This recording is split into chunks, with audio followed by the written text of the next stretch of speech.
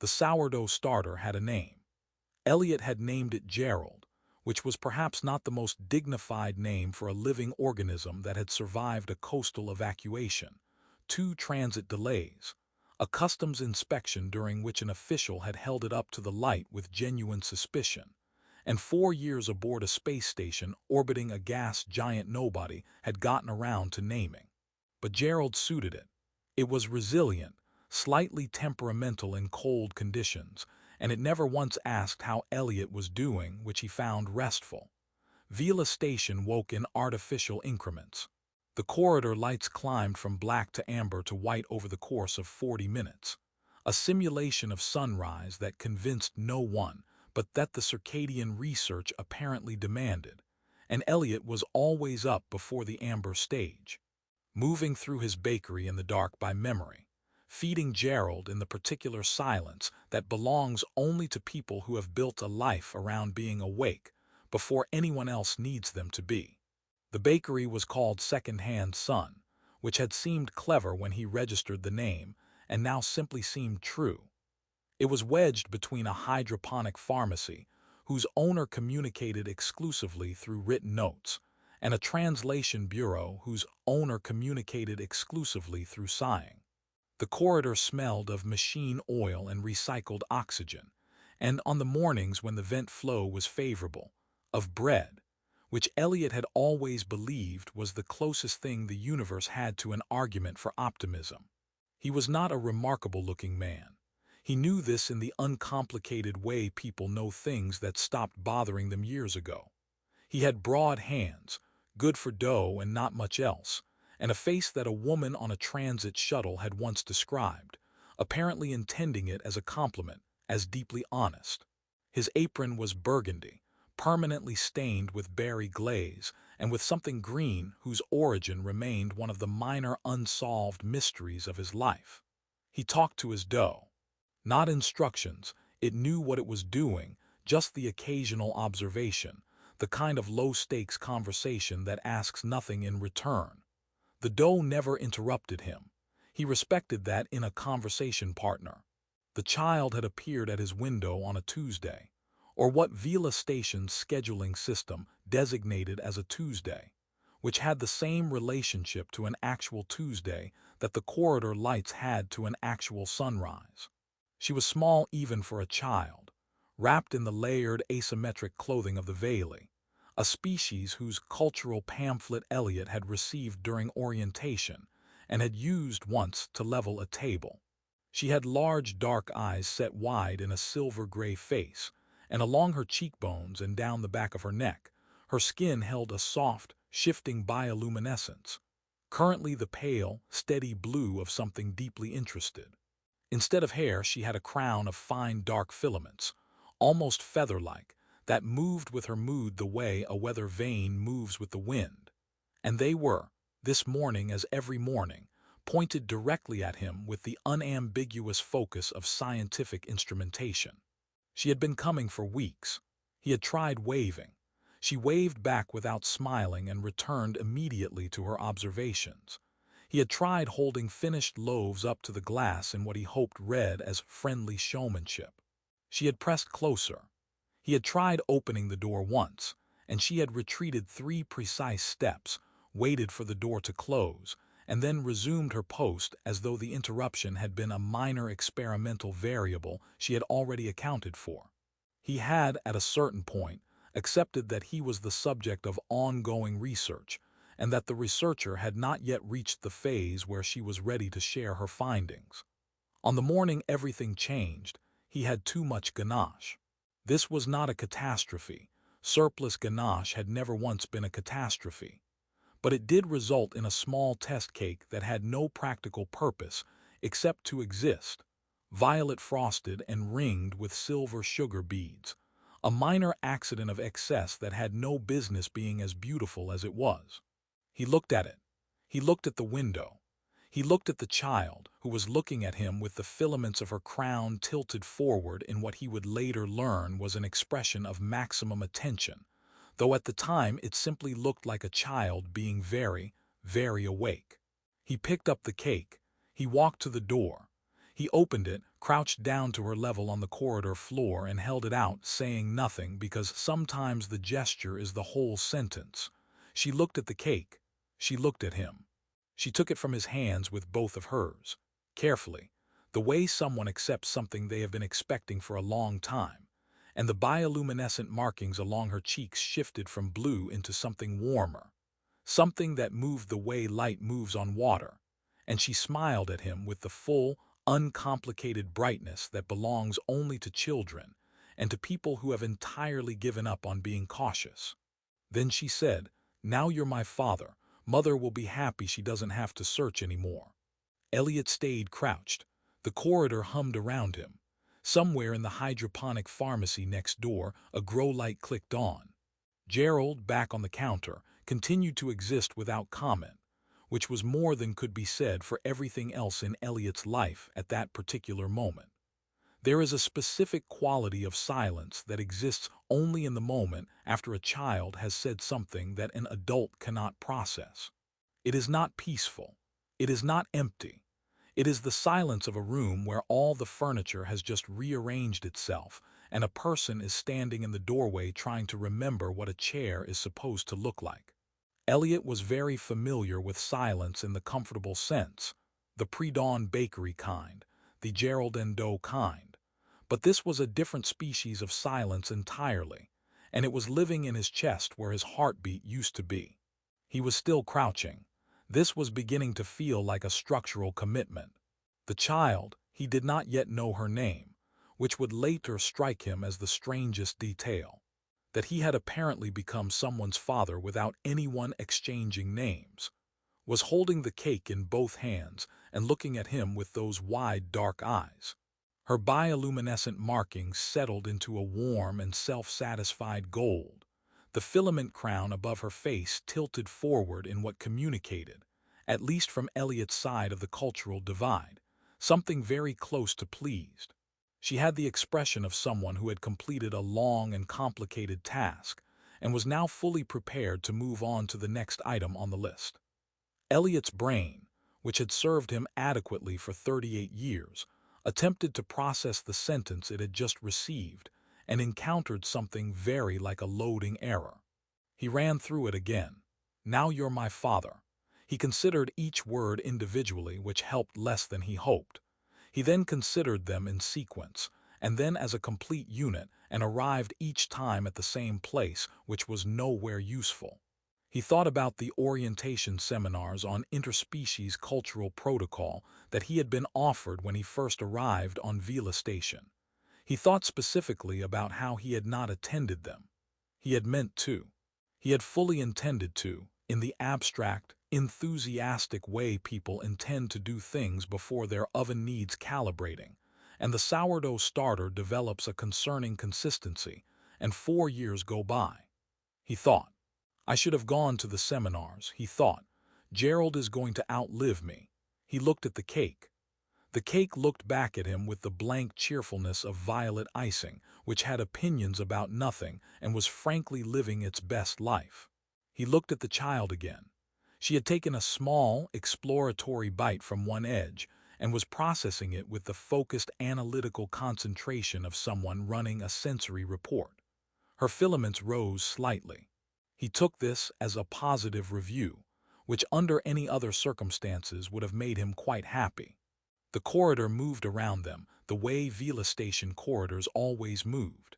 A slow current of bodies and breath, and the particular ambient noise of 40,000 lives rubbing up against each other.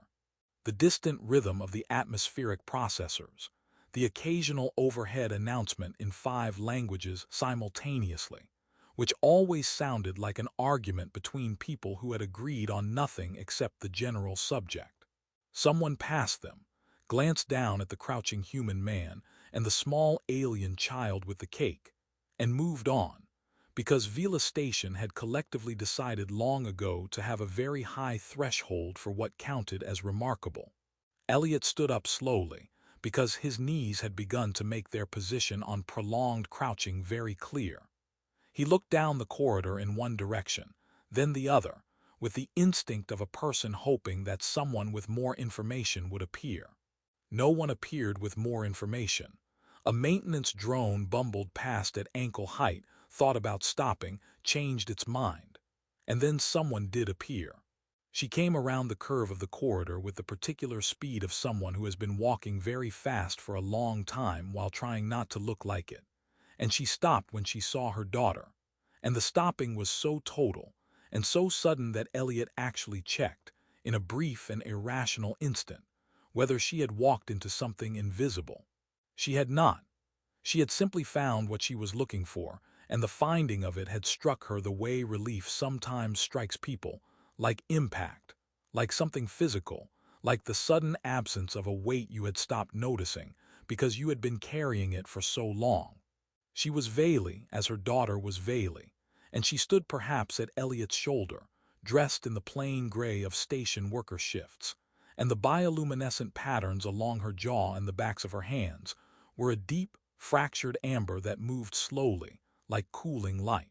Her face was the face of a person who had been quietly surviving something for a long time and had developed a great deal of skill at making that look like ordinary life. She looked at her daughter. She looked at Elliot. She looked at the cake in her daughter's hands. And then she began to weep, with the helpless, full-chest relief of someone whose long arithmetic has finally, unexpectedly, come right. Elliot stood in the doorway of Secondhand Sun with flour on his wrists and a burgundy apron, and the specific expression of a man who understands that something very significant is happening, and that he is, at the center of it, almost completely without information. The child took another bite of cake. The mother pressed one hand over her mouth. The corridor hummed, and somewhere inside the bakery, Gerald sat in his jar on the counter, unfed, unconcerned, and entirely uninvested in what had just become, in every legal sense that Elliot did not yet know applied to him, a family matter. Her name was Sale, and she apologized the way people apologize when they are not certain the apology covers the full scope of the situation, but feel it is the correct place to start. She apologized in galactic standard, that had the careful, slightly formal architecture of a language learned from text rather than from people, each sentence constructed with the deliberateness of someone who checks the ceiling before entering a room. She apologized for her daughter. She apologized for not being there sooner. She apologized for the inconvenience which was, Elliot felt, a word doing a great deal of heavy lifting in the current context. He let her apologize. It seemed important to her, and he was still at the stage of the conversation where listening was the only thing he was reliably able to do. They were sitting inside Secondhand Sun, because it had seemed like a conversation that required sitting, and the corridor had seemed like a conversation that required an audience, and Elliot had had enough of audiences. Sale sat across the counter from him with her hands flat on the surface, the amber in her bioluminescent pattern still moving in that slow, cooling way. Her daughter, whose name, delivered in the third sentence of the apology, was Reivi, had finished her cake and was now sitting on the floor near the oven, examining a bag of millet flour with the professional attention she had previously reserved for the window. Elliot kept an eye on her the way a person keeps an eye on something they don't fully understand but have decided not to be afraid of. Sale explained. She explained slowly, and the explanation was this. Among the Veilie, food was not incidental. It had never been incidental. On a world that had lost a third of its population in a single cascading infrastructure collapse 4 generations ago, the act of feeding someone had calcified from gesture into law, from custom into contract. When an adult offered food to a child directly, hand to hand, not through a vendor panel or a service machine, but physically, personally, the way Elliot had handed Reivi a cake through an open doorway, it was, in the complete legal framework of Veilie Cultural Compact as registered with Vila Station's Interspecies Judicial Office, an act of intent, a declaration, and when the child accepted and spoke the claim aloud within the window of the offering, it was binding. It had always been this way. The law did not require that both parties understand it. The law required only that it happen. Elliot sat with this for a moment. He then said very calmly that he saw. He then sat with it for another moment. He said, "And the station, Vila Station, recognizes this." Sale said that the station recognized all culturally registered family formation rights of its resident species. Yes, under the Interspecies Compact of Accord, which Elliot had signed upon residency.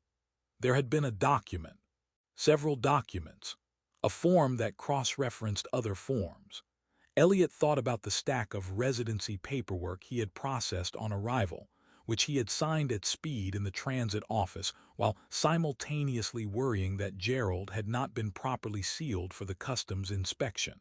He thought about the specific box he had almost certainly checked that said something approximately like, "I agree to be bound by applicable interspecies cultural accords as registered with station legal authority. Yes, fine. Where is my starter?" He said, "I see," again, because it remained the truest thing available to him. Rievi looked up from the millet flour and said something in Vali. Sale closed her eyes briefly and translated without looking at her daughter. "She says the oven is very warm and she likes it." Elliot nodded, because that seemed like the correct response, and also because the alternative was to address everything else. He asked after a moment whether there was, and here he selected his words with the care of a man crossing a floor he suspects is not fully solid, any established process. For reconsidering. He did not say the word reject. It did not seem like a word that should be in the same room as Rievi, who was now pressing one small hand flat against the warm front panel of the oven, with an expression of scientific satisfaction. Sale's bioluminescent markings went pale and very still in a way that told him, even without the cultural vocabulary to read her properly, that she had expected this question and had been dreading it anyway. She said yes. She said vaguely law had always accounted for this, because the law was built by people who understood that not everyone who does a kind thing is prepared to mean it. Rievi could release him. She would have to speak it herself, the release, and it would be recorded, and it would be legal. But if she did, Rievi would enter the station's formal ward system, and Sale, who under Vali widowhood custom could not register as sole guardian for another full year, a protection designed for grieving parents that had now become its own particular trap, could not stop it. Rievi had not looked up during this. She was still communing with the oven panel. Elliot looked at her. She was 8 years old in station standard. She had watched him through a window for weeks before she decided. She had assessed him with the patience of a scientist and the certainty of a child, which is the most dangerous possible combination. And she had eaten his cake, and said the words, and the bioluminescent light on her small face had moved like sunrise. She looked up then as if she felt his attention, and the filament crown above her face lifted in a way that Sale, quietly and without being asked, translated in a single phrase. She said, "She is telling you she chose correctly." Elliot looked at Rievi. Rievi looked at Elliot. Gerald sat on the counter behind him in his jar, alive and saying nothing, which was, all things considered, the most any of them could reasonably be asked for. The interspecies legal office on Vila Station was located on level 4 administrative, between a currency exchange that had not updated its rates since the previous fiscal cycle and a notary service, whose sign had been translated into 11 languages and was grammatically incorrect in 9 of them. It smelled of recycled air and the particular brand of institutional patience that accumulates in rooms where people have been filling out forms for decades. The clerk behind the primary desk was named Pova, and Pova had the expression of someone who had believed once that this job would be straightforward, and who had been quietly revising that belief ever since. Elliot placed his residency documents on the desk. Sale placed her residency documents on the desk. Rievi placed her hand on the desk, was redirected by her mother to a chair, sat in the chair for approximately 40 seconds, and then began examining the underside of the chair with focused interest. Pova looked at the documents. Pova looked at Elliot. Pova looked at Sale. Pova looked at Rievi, who had now established that the chair's underside contained nothing of scientific value and had moved on to the ventilation grill near the floor. Pova said, "So the food was offered directly?" Elliot said yes, Pova said, "and the child spoke the claim within the offering window." Elliot said yes.